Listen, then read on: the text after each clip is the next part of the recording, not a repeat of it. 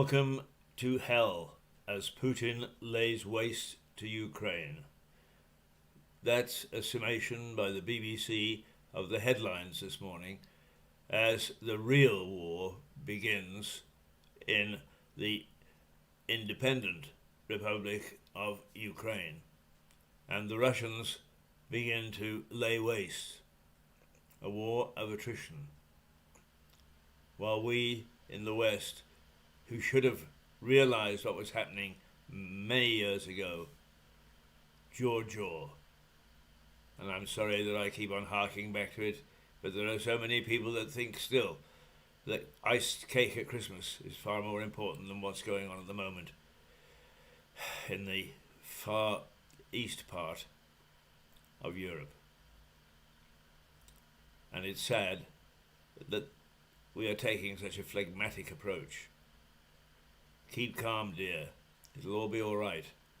And indeed, perhaps there is great merit at the moment in the fact that we are being calm. But are we being too calm?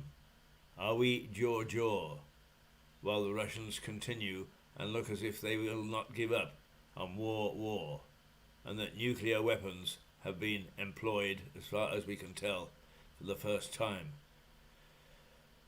since 1945. What sort of world have we become? What sort of people have we become? What sort of leadership do we have? What sort of ideals do we have?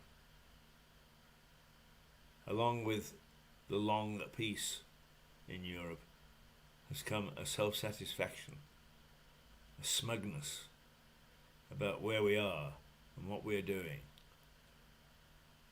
We're proud that class barriers have more or less been pulled down, that have paid absolutely no attention to what's put in its place, and that is a class system dependent upon how much you earn and what material things you have.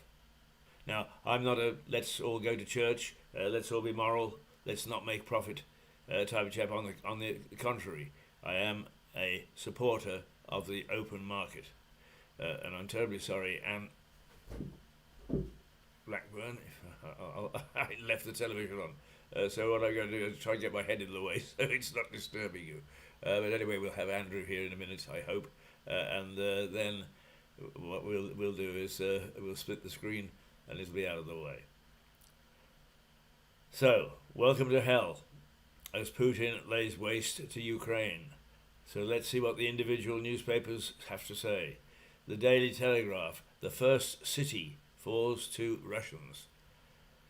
And there is a certain amazement in the West, and I'm not sure that there should be, but there is a certain amazement in the West to the resistance which Ukrainians are putting up to Russia to maintain the status and the sovereignty of their own country. I don't think we necessarily should be surprised, but we are. They are fighting a bloody battle to maintain what they feel, just the way as we feel, is a good way of life. However, I suppose there is no sense in calling for us to examine and put under the spotlight our governance, our way of life, our moral fibre, if we're not prepared to ask of the Ukrainians, and for that matter, a good many other newly seceded states from the old Soviet Union, whether they also feel the same way. But certainly they seem to be willing to fight, and fight fiercely, to protect what is looking like a seemingly losing battle of their homeland. Right, the Times: Putin lays waste to cities, and it shows a photograph on the front page of the devastation caused by rockets and tanks and bombs. Welcome to hell, says the Eye. Welcome to hell. Babies are being born on the floors of air raid shelters as Russia intensifies its bombing of Ukraine. There is a picture on the front page of a young woman holding a newborn baby in an underground shelter. They're saying Ukraine's next generation are facing a frightening future. Well, I think if it keeps on this way, I can go along with that. But don't worry. I don't want you to worry, because even the United States are coming alive a little bit, and their response is joining in with the rest of the Western nations is jaw. Mr. Putin doesn't care less. He couldn't care less. All you've got to do is to look at seemingly the reliable pictures coming out of some Russian cities of crowds massed in the streets calling for their own president to quit it, to stop the war. Nobody wants it except Mr. Putin. The fact is that he has enough power and enough authority to make sure that it lasts, and it will last. So we have to say, is jaw the answer, or have we got to start to show brute force? Now, be it far from me to urge that we introduce war in a real sense. War is awful. It is dreadful. Even on a minimal scale, it is. And I spent 15 years in Northern Ireland. And that was a funny mini war. And believe me, the damage wrought there was 1,000th of what is being wreaked even now across Ukraine. But that was enough. If you experienced it, if you saw it, if you saw what was happening, if you saw how the civilian population had to live, the fear, the ability of a small band of military activists to bring terror to a small community, then look no further than what happened in Northern Ireland. As I say, that's 1,000th of what's happening in Ukraine at the moment. Hopefully that might just bring back some reality to you. The Mirror. For his sake, for his future, stop. Again, picture of a baby on the front page. Metro. Their finest hour. And the Metro pays tribute to the soldiers who and President Zelensky saying that their invasion has united the Ukrainian people. And that's an interesting comment, and I hope that it's true, because like all communities nowadays, with free movement of goods and people, is some countries do not know what their identity is anymore, and Ukraine was like that. In the East, there was a lot of support and sympathy for the old Soviet Union. Bring it back, a lot of people said, because this new way has dumped us out of work. So the younger people in the East, in the West rather, around Kiev, were far more excited about open markets and freedom of thought and movement than those people, mostly agrarian, in the east of the country. And somebody that I related this story to said, "Please, Keith, tell it again, tell it again." In Lugansk, on a Saturday morning, there was an open-air market. Well, there was an indoor market as well, but mostly they sold foodstuffs. But in the outdoor market, immediately outside the hall, excuse me, I got to sneeze.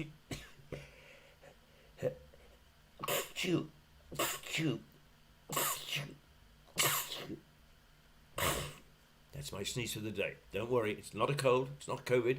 It is just something that happens to me at this hour of the morning. Sometimes I've got a picture up, so I can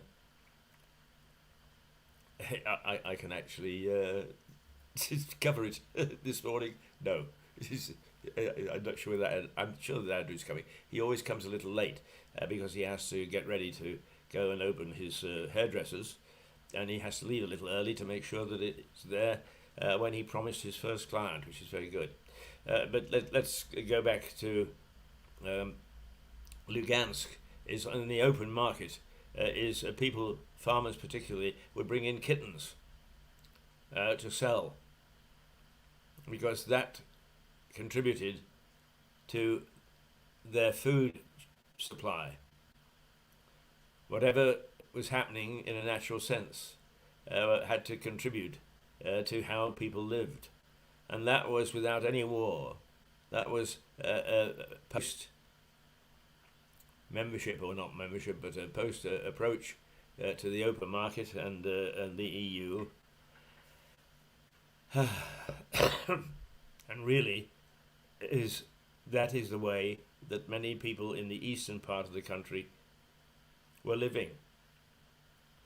And it was tragic that, as one citizen said to me, we have the finest fruit anywhere in the world, and believe me, it is. You could actually go and pick it off the trees because it is falling to the ground and rotting. But nobody will take a look at how to get it from here to the various markets, either in the east of the country or elsewhere. It is rotting in the fields. And that, once again, could have been an incredible source of income. What did we do instead?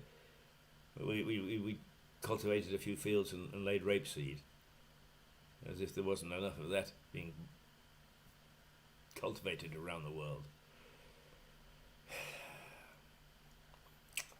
Right, okay. Sorry. No, I'm not sorry. Never am. That's my problem. Never sorry.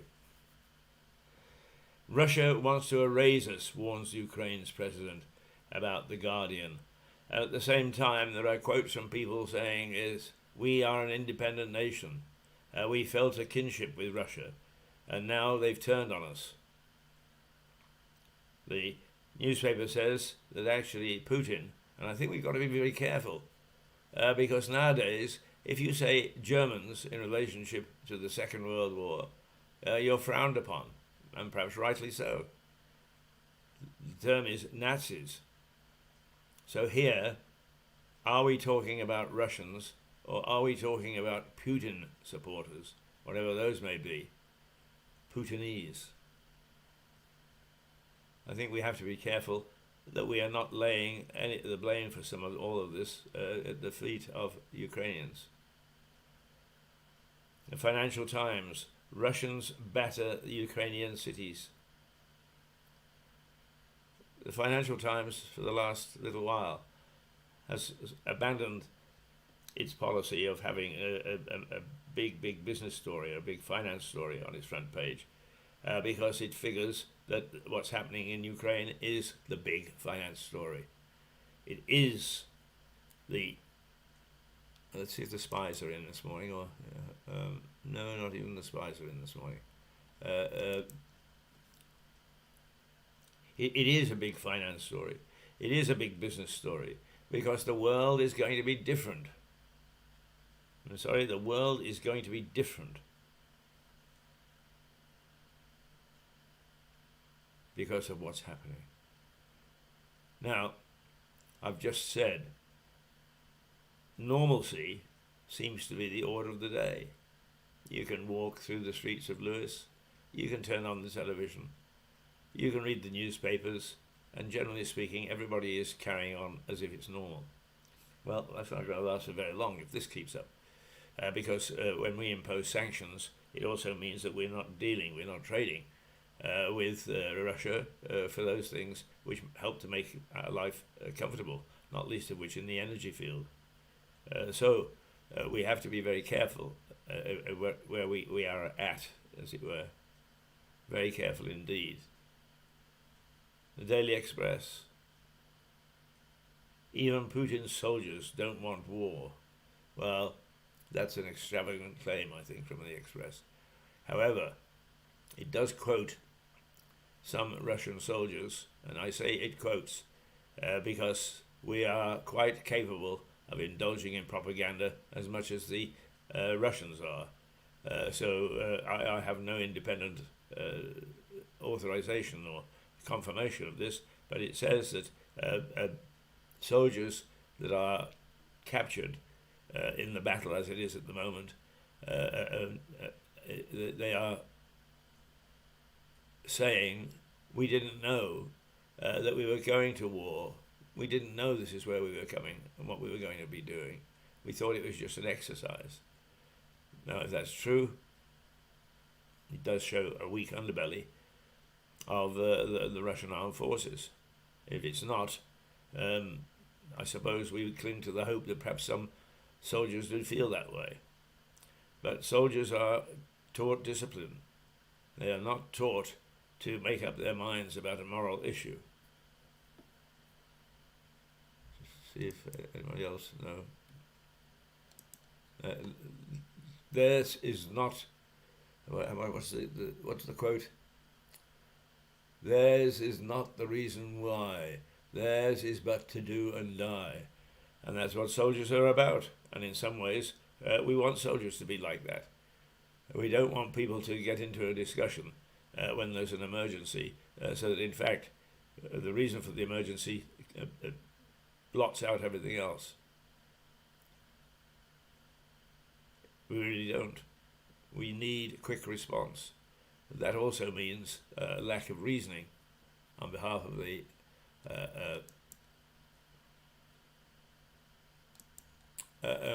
the soldiers, but we can hardly blame them for it when they're taught that way. The Daily Star, nuclear heroes. Now, for the Daily Star to give a straightforward headline is most unusual. Once again, they've got Bloody Vlad as the subhead, but the paper reports that a group of brave men and women blocked the road to a nuclear reactor in Ukraine when the Russian forces were heading towards it and wanted to take it over, which would provide them with an energy supply as they advance further into Ukraine.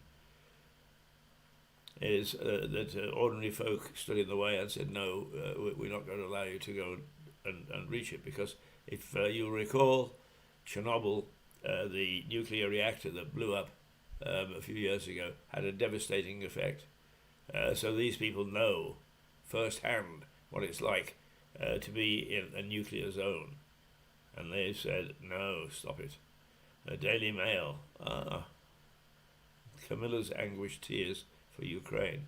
Well, that's an interesting take by the Mail. I'm not sure that it really matters one way or the other. It's nice to think that the royal family are anguished about what's happening in the world, but they would be anyway, because the Queen is our president, and we need to have their leader, Her Majesty, on our side. Unlike what appears to be happening, is the leadership in Russia is at odds with its own people. The Sun, Klyarovsky, and it is it's actually turned on Roman Abramovich. And Abramovich, as we are supposed to pronounce it, Abramovich, is said to now willing to sell a lot of his holdings, including Chelsea Football Club, because of what's happening, and the attack or the targeting of oligarchs by our own policy of stopping dealing with people, sanctions. And he, of course, is at the top of the list. So he can see his millions about to dissolve if he's not careful. So he's saying, right, okay, I'm going to do this, that, and the other. A foundation, perhaps, to take over Chelsea and so on. And what the Sun is saying is, get lost. We've got no sympathy for you. Of course, 5-6 weeks ago, the same paper undoubtedly would have been talking in glowing terms about how this man's money had helped Chelsea, etc., etc. Right, okay, here we go. Now, instead of me banging on. We've got Andrew to bang on, and he often makes far more sense than I do.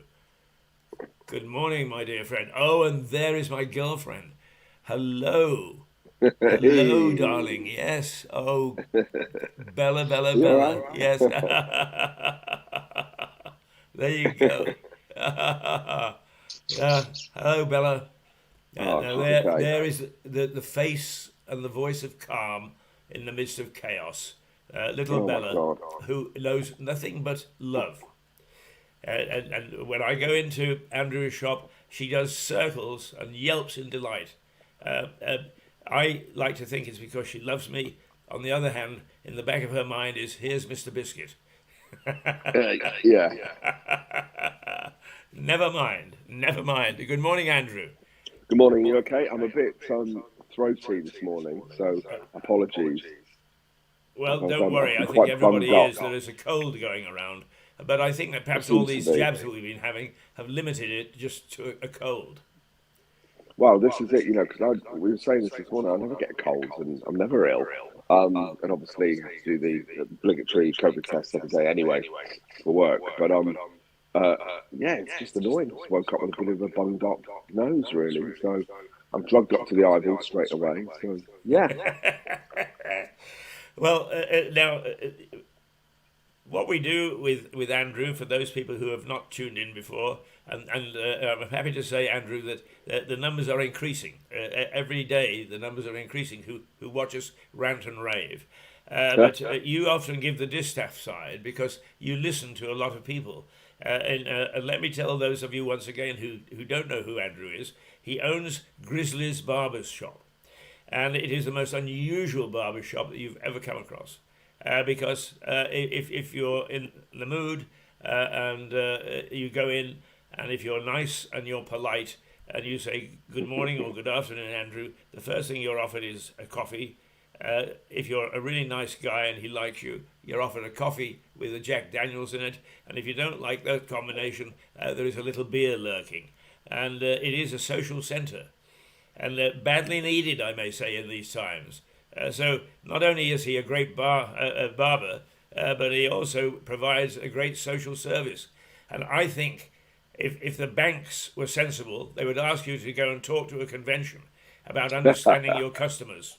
Yeah, it's funny. It's become a lot more social the last sort of week or so. I don't know if it's because of what's going on in the world, but a lot more people have been sort of dropping in and hanging out and uh, coming in for coffee or just chat. Going, "Oh, I've got 5 minutes for a cup of tea." And you're like, "Yeah, okay," which is quite nice.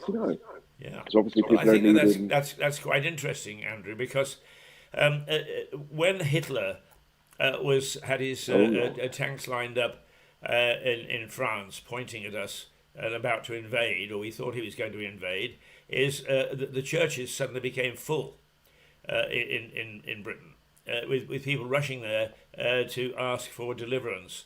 And while I don't think that people are coming into you for deliverance, but they're not rushing to the churches either. But what I do think is that they're rushing for social comfort. They yeah, want to know contact. what their fellow citizen is thinking. They want to know what the latest rumour is or what the latest news is. And you, of course, provide a wonderful focal point. I suppose yeah, it's people in need of slight more connectivity at the moment because well, we turned the news off. I think I said that last week because we started to spiral because all of a sudden there's the BBC News and it's all very depressing, obviously. So it's a real tricky balance to try to keep involved with what's happening, from a Ukrainian people point of view and Russian people point of view. Um, but also then try not to let it spiral because, Ollie's 20 years old, and you hear this footage, you can see this footage on the news, and you think, God, that could be any of my clients. It could be any of us, couldn't it? Yeah. Ollie, I could be hiding away in the basement like Anne Frank, and then a tank could be going down the road. You know what I mean? It's all a bit too close to home. So a lot of people have been sort of talking like that, really, sort of almost personally putting themselves in those shoes at the moment of the Ukrainians and the Russian people, because this is another thing, actually. I wish all the media would start saying, Putin's now invaded, he's taken over, blah, blah, blah. Really put it from his point of view rather than the Russians have invaded, blah, blah, blah, plays the Russians have taken over a building. I think that's a very different mindset because, you see stuff footage of Ukrainians talking to Russian soldiers. So one of the women having a go at him, a soldier, and the tank that had run out of petrol, the Russian petrol, and the Ukrainians talking to them. So, when you see these Russian soldiers, they're like kids, aren't they? 20-year-old boys, And you think, well, hang on a minute. This isn't a game because, if they're 20, they've grown up in all that type of world, isn't it? And it must be absolutely petrifying. And I didn't watch that story of the boy talking to his mum and stuff. He's done all the training and then obviously was killed. He was a soldier because he wouldn't do it. But you can't help putting yourself in those sort of shoes, really, can you? Well, I was when I was working in the Balkans. I was on the way down to the border of what used to be called Macedonia. I think now is the perhaps it's Macedonia 2, or I've forgotten what they renamed the country. But anyway, on the way to Skopje, and you go through not huge mountains, but a very hilly area. And I was with a colleague on one occasion. He said, "Can you imagine the young conscripted German soldier who had been sent to the Balkans and was marching through or going through here, knowing that Tito's partisans were lurking somewhere there and could sweep down and take his life at any time? It must have been terrifying." And we don't think of this. We think of soldiers being disembodied. They're either in trenches or they're in tanks or whatever. But in fact, a lot of them are on the ground. And that is a very different situation to being protected by a metal plate. Yeah, and there's been so much now, isn't there, if you think in film and TV and stuff, with generations now, and everything's CGI'd in these films, and we've seen it all and stuff, but this is like real. Yeah. And it's very, very frightening because people are used to seeing the images, but not almost from a personal point of view. This is what seems to be. But so we've turned the news off this week in work, and we've just had like smooth chill radio on or chill out playlists because as much as I love BBC Six music and the eclectic mix of the clients, having those news bulletins is just, and then you notice, I've got a client who's a counsellor, we were talking about this, because it's just capturing those thoughts in the bud. So this is what I keep trying to say to the clients, because you sort of start talking about it, because if you're doing 8, 9, 10 clients a day, you're having those conversations, So we're not instigating those conversations, but if they talk about we're trying to respond, but trying to say we're trying not to go there really, because you then start spiraling and you can feel it, Yeah. So we've been saying, actually, catch that thought, in the bud, nip it in the bud, or else it will be down. You start visualising tanks go down Market Street and all that stuff, and it's just not good, is it? So, we're trying to keep our mental health just a bit of a level, just be nice, because you think it probably sounds a bit dramatic, but we had Trump and we had Brexit and all that hoo-ha and unsettlement, and then I had personal family things going on as well at the same time. But then we hit the end of 2019, and we thought, right, 2020 be great, whatever, let's be positive, whatever's happening. And of course, then we had the Rona virus. And then the same day, sanctions and not sanctions, restrictions and stuff ended. It was, the war thing. So it's a bit like, oh my God, how much more can everyone take? And then the bombardment about the cost of things, and obviously I've been researching, trying to watch Martin Lewis, who's a hero, for all the energy bills and things. And it all just seems, I don't know what to do for the best. All of us don't know what to do for the best about everything. We're trying to cut back on things and be more aware of things, aren't we? And it just seems like we, as a people, us, community, whoever, seem to be taking on more than we should, if that makes sense. I know exactly what you're saying, and I'm not absolutely sure that I totally agree with you. in as much as I think there are some people who aren't taking on enough. I mean, I said this morning before you joined us that it was stay calm, dear, carry on, it's all right, and that there seems to be a certain laissez-faire about the attitude of many people in Lewis, and I'm sure that's reflected around the country. Of it'll all be all right, but of course you're right. In the movies, not my clients. It all comes out okay. In real life, it doesn't. And I wonder, how bad this is going to be in its backlash and how it will hit us, and that people should become a bit more aware. On the other hand, you are absolutely right because, I mean, I have to say occasionally to people, because they accuse me, they say, well, Keith, you're a bit of a warmonger. No, I'm not. I don't want more any more than anybody else. But what I'm trying to be is to show a certain reality. Wake up a bit. Real. We are at war, whether you like it or not. That's right, and the effects on us as well. So, there are certain things like, you can't take on, I don't know, the decline in whales. The mammals. You can't take on that thing because you can't physically do something about that now. So for your mental health. However, this is happening. We're seeing it's a threat. It's very close, and we all know a lot of European people, and for some reason, what seems to be with our clients, which is like I always say, it's such an eclectic mix of different economic backgrounds and people, personalities. Everyone seems to, as always, I don't know if it's just a men thing, I don't know, but there are all different types of men as well that come into the shop. They are worried almost because they're putting themselves and their friends and their people they know and acquaintances in those situations. So there's a empathy thing. I would definitely say that all my clients aren't trying to talk about it and go, isn't it terrible, blah, blah, blah. Everyone's coming at it from a really, not scared point of view, but quite, just obviously, you just think about the families and you think about the actual people. The Russian soldiers and the Ukraine soldiers, it's just a different geography, isn't it, in a different place. It's have not, you got any hard-nosed people that have come in and sort of said, what we should do is go and whap them back? Not in my shop. No, I wouldn't have that sort of person in my shop. But they haven't voiced that if they do. But I don't think so. People who come into my shop are generally pretty normal and pretty nice, So, yeah, that'd be an interesting conversation. Oh yeah, just nuke them all. Right. I mean, I must admit, if that was me in that press conference, like Macron and all that, across that oval table, first thing I would say to Putin is, right, you're riding on a horse with no top on, so should we talk about that? What's that about?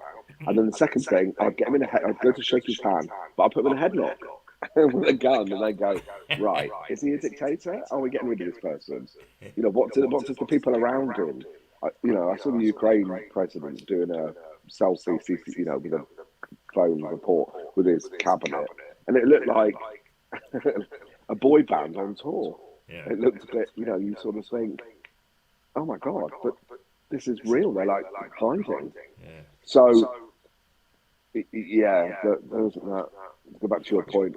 One of the things that I have noticed is I just put out my own private Facebook thing because it's no secret that I've worked in Russia extensively. And I work for Russia Today television, which is under attack at the moment, and probably rightly so. But I met a lot of very nice people, a lot of nice Russians, and actually also Georgians and Armenians and so on, all of whom during the old Soviet Empire have been drawn to Moscow. And I've sent a little note saying, would you mind letting me know what's going on? I have not had one reply. Now, if a month ago, if I'd have sent out how are the pears in the shops this month, I would have got at least 10 or 12. So we've heard about cyber attacks, but I'm personally convinced, because there is not one single person, is that actually a lot of communication with individuals between Moscow and the rest of us is blocked. Yeah. But you can't tell. You can't tell. I've got a Russian client. I think I said this a couple of weeks ago. And we were talking to him about it, and he wasn't really overly worried about it all. And I was like, okay, so. And he said he has colleagues in Ukraine and family, obviously, in Russia. And this has been going on for ages. He doesn't think it will come to anything. But I haven't seen him. Part of me wants to call him and say, well, your family are okay. You know, are you okay and stuff, you know. But obviously, you know, I don't know the full story, so I'm not going to do that. But I'll tell you what I was going to say earlier. There's 2 points that I heard about in Ukraine and stuff. There's the LGBTQ plus, obviously, community people. And I saw that there was a kill list, like Putin, basically, how he wants to get rid, because obviously he's not very sort of LGBTQ plus friendly. So a lot of LGBTQ Ukrainians have formed a thing about fighting, you know. So I saw a girl sort of posted a thing, which is, you know, because obviously they're angry and they see that immediate threat. So I think, God, imagine that if it was coming here, you know, like down our neck of the woods, you know, you just think, oh my God. And it's what reminds what you always used to say, you know, there's that thing, isn't it? First they came for so-and-so, then they came for so-and-so, then they came for the Jews, then they came for the gays, and now who's next? Right. Yeah. This is, so when you say about people being not really involved or going, oh, well, it's happening over there or whatever, you think, you know, you've got to nip it, like we always say, isn't it? You've got to nip anything like that in the bud, you know, because it could be any one of us. If somebody decides not to like a certain type of person or, you know, a law. But it would be interesting, wouldn't it? I mean, I don't know if what we need, don't we need, is the Russians or other people to turn on Putin or go, you're wrecking our country, you're wrecking our relationship with the world, we don't agree with this, enough is enough. But it's almost like Star Wars with the evil empire, isn't it? We don't actually know, like you said, is there been cyber attack, we mean, are they silent? You know, what are they being told on Russian TV? What are the Russian people being told? It's very interesting that you should raise that point, because I don't think that in the general conscious of the average person that you know, we all say, oh well, why doesn't somebody overturn him and so on and so forth. They don't understand quite how, when a dictator gets a grip, how far his power goes, and it's not easy to overthrow somebody in that situation. It has really got to come from the inside and from people of equal power. We just hope is one of the things that we should appreciate. Yeah, you just hope, don't you, that, you know, I don't know, it's like being naive, because then you can be in one of those places in America and they're all very Trump and racist and homophobic, aren't they, with their guns, and you think, really? But I sort of think generally people know what's right and wrong, don't they? So you would hope that, I don't know, but it's what are they seeing with the outer world? I heard today about the Paralympics, even though they pulled the Russians out of the athletes out of the Paralympics and stuff, you know. But what's going to happen is they're going to start boycotting anything Russian, you know, vodka. I've got a client there's a Russian company that makes some component for something for their firm, and it's like, it's really tricky, you know, because it's not. This is a side issue, because you've raised another interesting point, and you trigger things. I read yesterday that Air Serbia, or Serbia Air, or whatever it is, has refused to stop flying to Moscow. Now, Serbia is supposed to be at the forefront of the Balkans coming into the EU, right? But it refuses. It's got very strong ties with Moscow, and it's obviously not prepared to give them up. But I sort of gave a wry grin, because I've flown on that airline from Skopje to Bucharest, and no, sorry, Belgrade, not Bucharest, to Belgrade. And we took off, and first of all, I had to hold on to the back of my seat because it kept on falling backwards. It's about a 40 to 50 minute flight, and there was a lot of chatter, and the stewardesses rushed up and down the aisles. And then suddenly the captain came on and said, be prepared, put your seatbelts on. We're about to land in Belgrade. And the stewardesses then came around and gave us coffee and a roll. Wow. Wow. So it is not one of the world's great airlines, believe me. Yeah. But it is significant of the difference in thinking. That the leadership in Serbia, which is at loggerheads with the rest of the Balkans anyway, is hey, our friends in Moscow are still our friends in Moscow. Let's stay with them.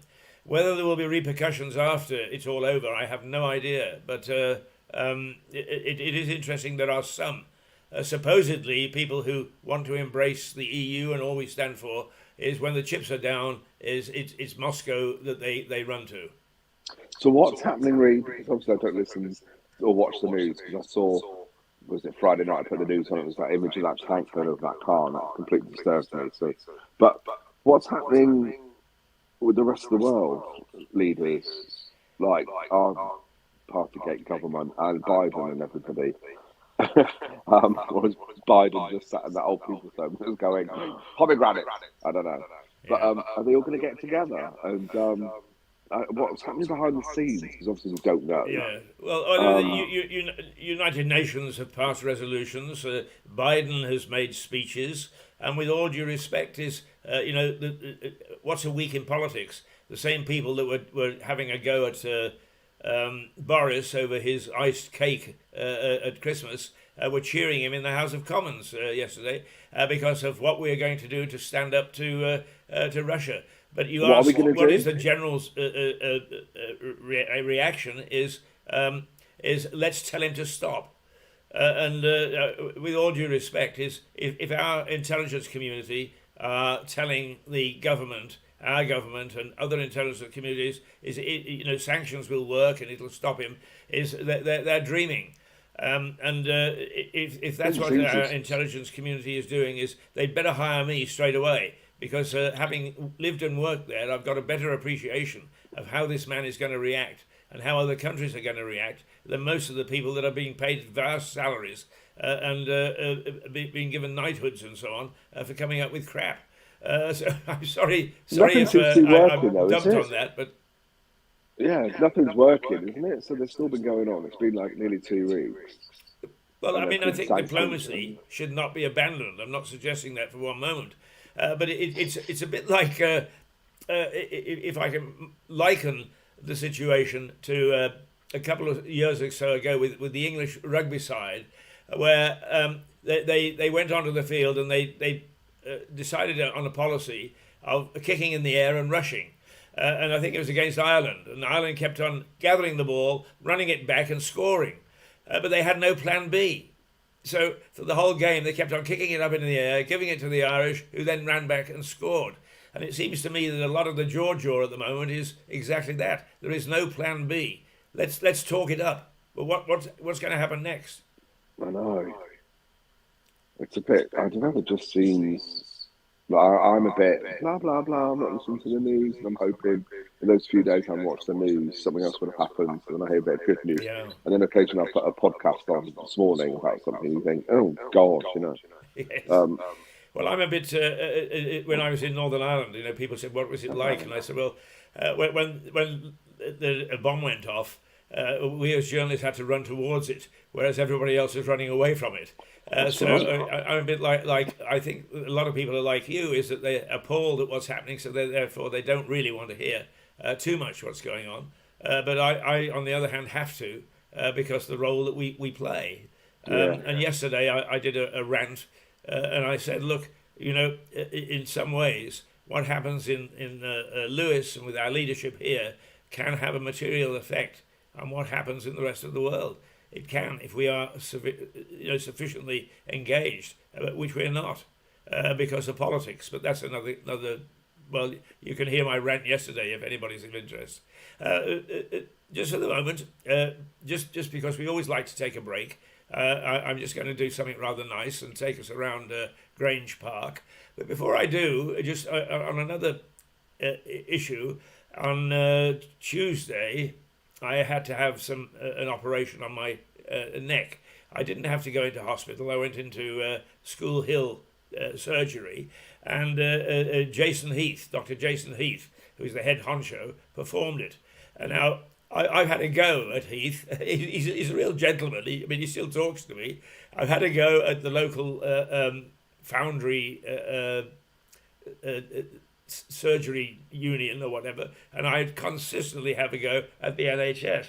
But I have to say that I was treated exceptionally well, with a great deal of skill and a great deal of understanding that, I was in there to have something done where it's like any, just there is a small chance that they might slice a nerve and my neck would stick. And, I think a lot of people would like that. Risk. Yeah, but that's right. But I was treated with kindness, courtesy, and with a great deal of skill. So I think publicly I should say that because I so often have a go at them. Okay, let's be calm for a second. We'll be back in about a minute.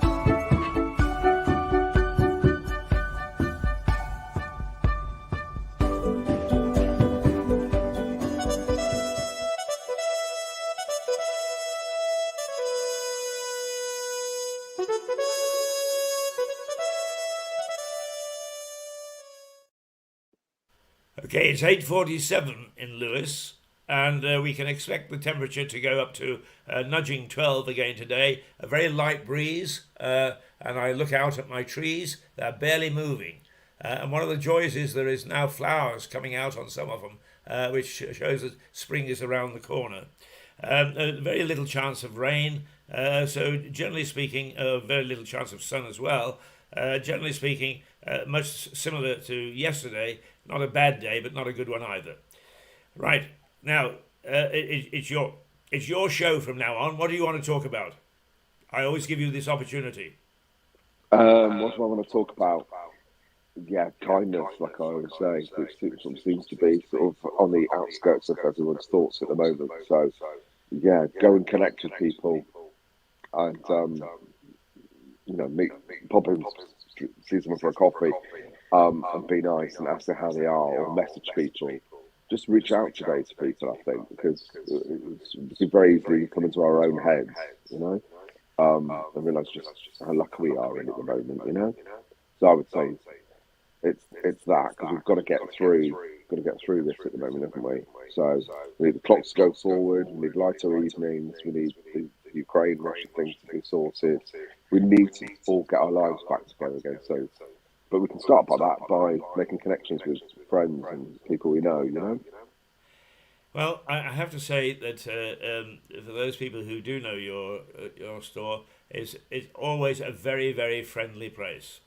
It's a lovely place to go. And what I think you should do is you should say, look, you can come here and pay X amount to have your hair cut, and if you want to just pay a $5, you can sit and you can chat, because it's good therapy. Yeah, or just pop in for a chat. We've been doing this thing where, some people obviously were affected by the pandemic and weren't working, so couldn't necessarily afford to get the haircut and things, or other things, are prioritising other things, quite rightly so. So some people who can afford a little bit more have been paying a little bit more, so that sort of subsidises other people. We can go, look, have that on us, or don't worry about it, or just make it a $5 or something. Oh, just really to try and, nice. Yeah. Well, we're trying to just, make things work for people, because, coming in and just for a chat and social is good for the soul, but B, getting your hair cut is good, you feel a bit better, and when you do something nice for people, you feel, as my psychologist climbs from most of the day, that you get more endorphins when you do something nice for someone than you do if someone does something nice for you. So it's quite a nice thing to do, because people don't expect it as well. So that puts a spring in someone's step, and that's quite nice to do that.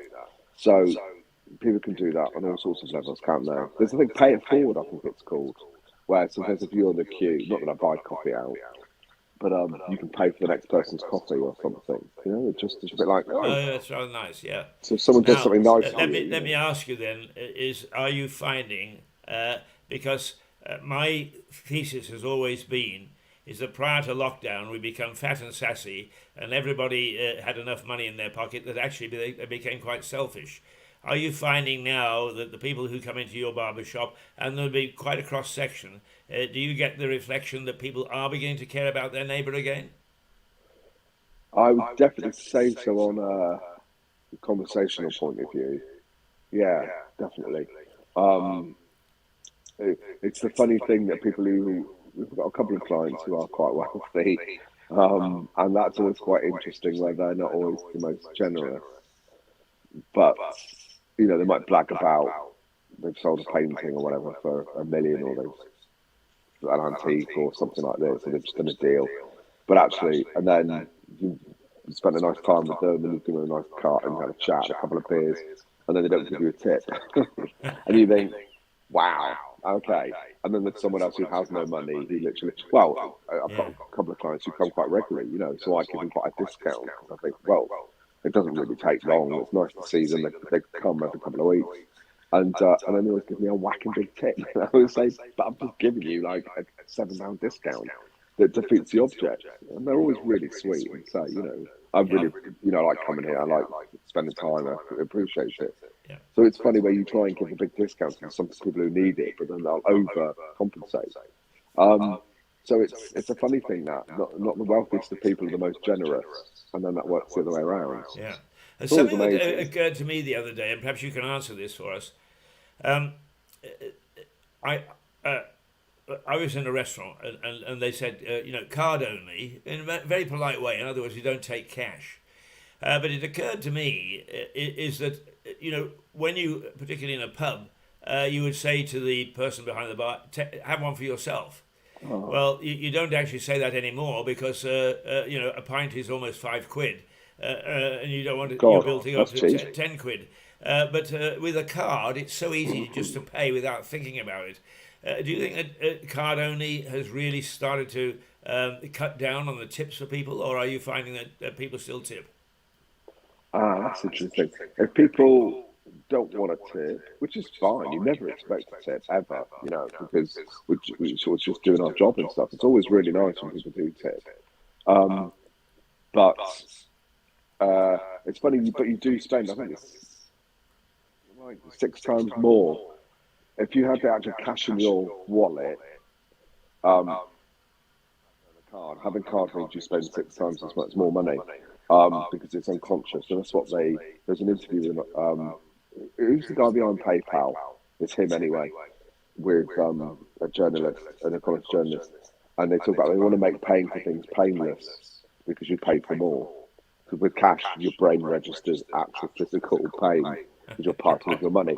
But so that was the point. First card payments, the chip and pin, and then now contactless, and then virtual. So literally, you don't realise it, so you spend more money because you don't think you're spending money. So yeah, so you just said that, didn't you? You don't really think about it. You just tap it. A lot of people didn't check the amount, you know. Yeah.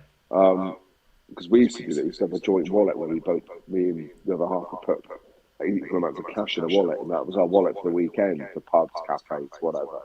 But because the cash flow stopped, that stopped. So I sort of noticed when I get the statement, you do sort of spend more really, rather than going right. Let's just, you know. So I'm all about cash. Right. You pay fees when you pay by a debit or credit card. The business has to pay a percentage fee on that. Yes, right. So I don't mind. We take everything, whatever's easiest for the customer. But cash is, I've got to go and pay it in once a week. Well, can I give you a caution? Yeah. Be careful about taking Russian rubles. Hey. Yeah. English pounds, UK sterling, or Scottish. Yeah. Andrew, it is now 5 to 9, and I know that you always like to just get away a little early because you've got to go and open up the shop. In fact, I'm coming down to the shop today. Can you remind me what time it is that I'm coming? Well, I'm going to be there sort of from 9:30. I think we said 10 o'clock, didn't we? I think we did, yes. It may be just a little after that because of the buses, but I look forward to seeing you later today. Let me just once again, he doesn't give me a tip for this. It is worthwhile going to have your hair cut at Grizzlies on Market Street. It is always an absolute pleasure and an experience. It is quite different to any haircut that you'll have. Now, the haircut is good, but the experience is quite different to any of the barbers that you go to. So do join Andrew and Ollie, and you've got another guy, Nick, now occasionally. That's right, yeah. Join the three of them down there because you'll have a whole barrel of fun, even if you come out and you don't even get your hair cut. So off you go. Is Bella going in today with you? She's not, because John's working from home. So, yes.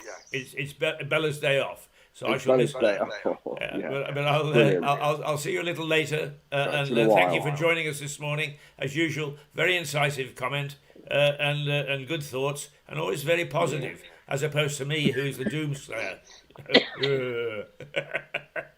See you later. Adios. Well, there we go. We will say goodbye now. The newspapers, of course, full of the fact that the war in Ukraine is getting vicious. It's affecting people on the ground. That families are being torn apart. People are being bombed. Deaths are rising on both sides, I may say, because the body bags in the Russian army are also beginning to pile up. But not at all a good scene, and one that we hope would end quickly. But most experts are saying this is going to be a long, long war. And whether it spills over into some of the other former Soviet republics, such as Latvia and Lithuania and Estonia, or into the South Caucasus, Armenia, Azerbaijan, Georgia, or into even the Middle Asian, with Kazakhstan and some of the republics of that sort. Whether it will spill over or not, who knows? But if it does, and if it starts to spill over to places like Romania, which is under the protection of NATO, and it's an EU country, then indeed we have to be very cautious about what might happen. So that's it for this morning. I might come in with a rant later in today, but I thought there was enough meat in the papers this morning for this type of rant, and rant I did, but with the voice of reason, Andrew Sloan from Grizzlies Hairdressers, and there we are this morning. Very, very good to see you, and I hope that some of the things we say bear fruit. By all means, we're like Marmite. Love us, hate us, but you never forget us. Until tomorrow, yes, until tomorrow, toodle pip.